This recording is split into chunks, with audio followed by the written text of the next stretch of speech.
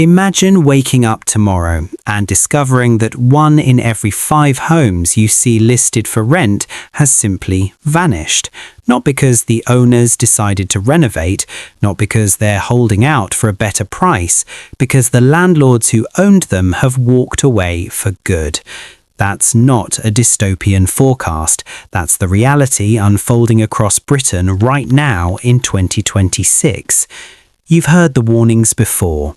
Landlords are selling up. Rental crisis incoming. You probably scrolled past them thinking it was just another round of investor complaints. But this time the numbers don't lie. This time the data is screaming, and this time the consequences are going to hit millions of tenants, first-time buyers, and even the wider economy harder than anything we've seen in decades. I've been tracking the UK property market for years. I've watched cycles come and go, but what's happening today is not a cycle. It's a structural break. And if you rent, if you're thinking of buying, or if you own investment property, you need to understand exactly why this time it's serious and what you can actually do about it. Let's start with the headline figure that should stop you in your tracks. In 2025 alone, an estimated 93,000 buy-to-let landlords exited the private rented sector. That's 6% of all mortgaged landlords in a single year, the highest number on record. For every landlord who sold up, the replacement buyer who used to keep that home in the rental market is nowhere to be seen. The replacement cycle has collapsed. Official government data tells an even bleaker story. In the first quarter of 2025, 6,520 households in the private rented sector were forced to seek council help to prevent homelessness, specifically because their landlords sold the property. That's up 19% from the previous quarter, and landlord sales are now the single biggest reason tenancies end, 3 times more common than any other cause. The National Residential Landlords Association, NRLA, has been warning about this for months. Their members report that property sales by landlords are now the dominant driver of tenancy endings. And this isn't just a London story. The contagion has spread to Birmingham, Manchester, Bristol, Leeds, everywhere. So why now? Why is this time genuinely different? Let me walk you through the perfect storm that has made being a landlord in Britain financially, regulatorily, and politically untenable for tens of thousands of ordinary investors. First, the numbers that broke the maths. Take a typical 2-bedroom flat in a commuter town outside a major city, say £300,000 purchase price. A few years ago, a landlord with a 25% deposit would have borrowed £225,000 at around 2%. Monthly mortgage payment, roughly £375. The final straw for many, the Renters' Rights Act 2025. Royal assent in October 2025, major provisions kick in from 1 May 2026. Section 21, no-fault evictions, abolished. Periodic tenancies only, possession grounds tightened. Rent increases capped at once per year via Section 13. Pets allowed by default, discrimination against families and benefit claimants banned. These changes are designed to give tenants more security. That's understandable, but the perception among landlords is clear. Higher risk, lower flexibility, no corresponding incentives to stay in the market. Many decided not to wait and see. They sold while they still could under the old rules. The result? The private rented sector, which houses around 20% of households, about 11 million people, is shrinking from the bottom up. Small private landlords, the ones who own 1 to 4 properties, are leaving fastest. They make up the vast majority of landlords, but provide a huge chunk of family-sized rental homes in suburbs and regional towns. When those properties sell, they rarely stay in the rental market. The buyers are often first-time buyers or owner-occupiers moving up the ladder. The home leaves the rental pool permanently. Savills research shows the private rented sector has already lost hundreds of thousands of units in recent years. The true figure, once you account for properties quietly withdrawn while owners decide what to do, is even higher. At the same time, demand keeps rising. Population growth, household formation, young professionals, families, students, all competing for fewer homes. The gap is widening fast. What does that look like on the ground? Rental prices nationally rose around 4 to 5% in 2025, but the raw desperation is worse than the headline numbers suggest.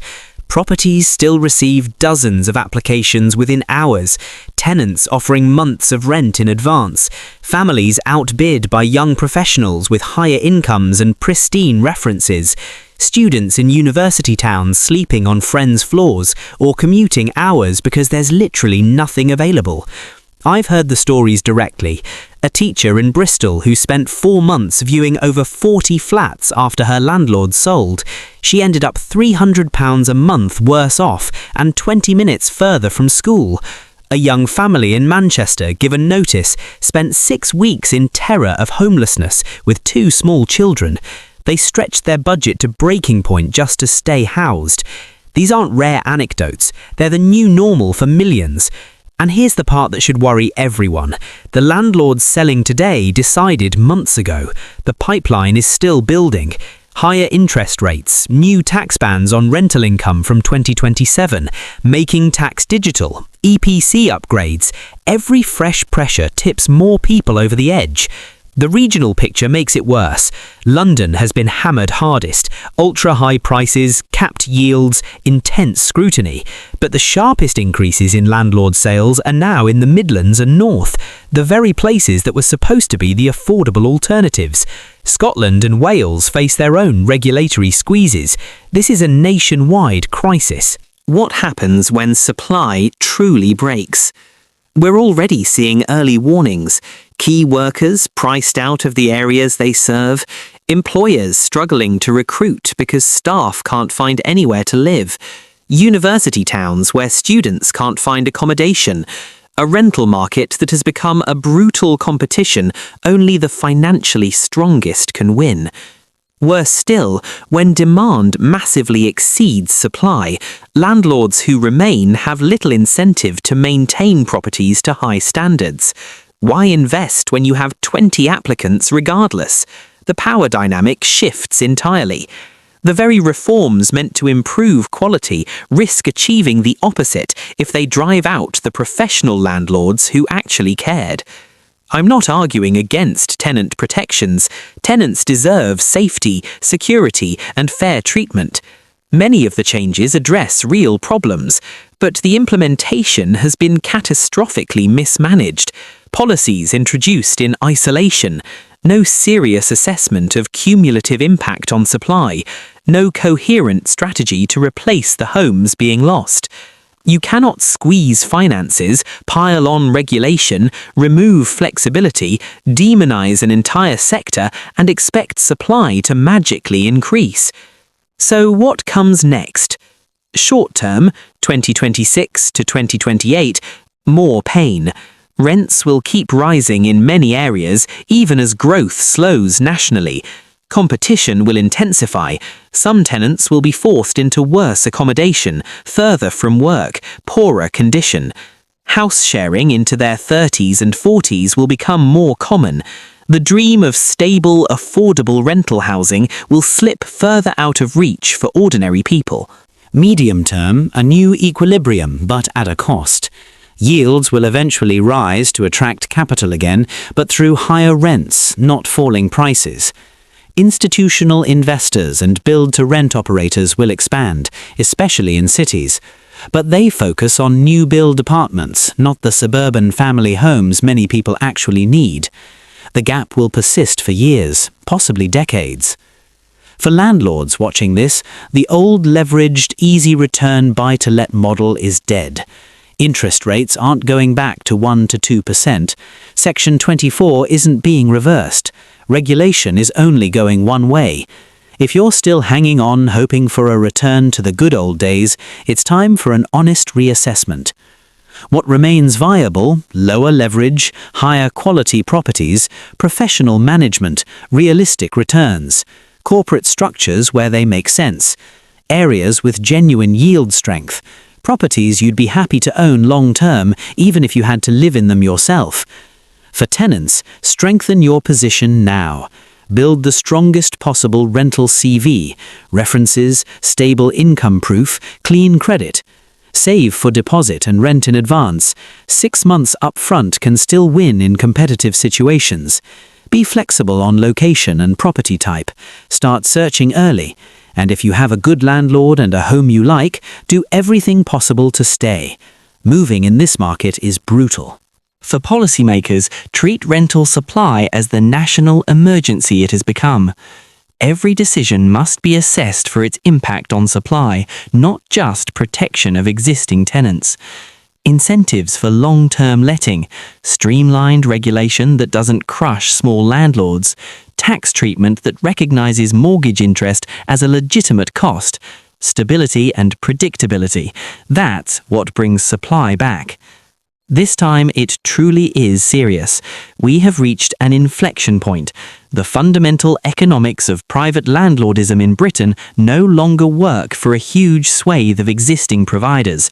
The supply of rental housing is contracting at a rate the system cannot sustain. The consequences will fall hardest on those with the fewest alternatives. But understanding the problem is the first step to navigating it, or even profiting from it if you're positioned correctly. The landlord exodus is real, it is accelerating, and it is breaking the rental supply in this country. If you found this analysis valuable, hit subscribe, turn on notifications, and share it with anyone who rents, owns property, or cares about housing in Britain. The more people who grasp the scale of this shift, the greater the chance of meaningful policy responses. Drop your own experiences in the comments. Are you a landlord who's sold or thinking of selling? A tenant struggling to find a home? Your stories matter. Until next time, stay informed, stay ahead, and remember, in the UK property market right now, knowledge isn't just power, it's survival.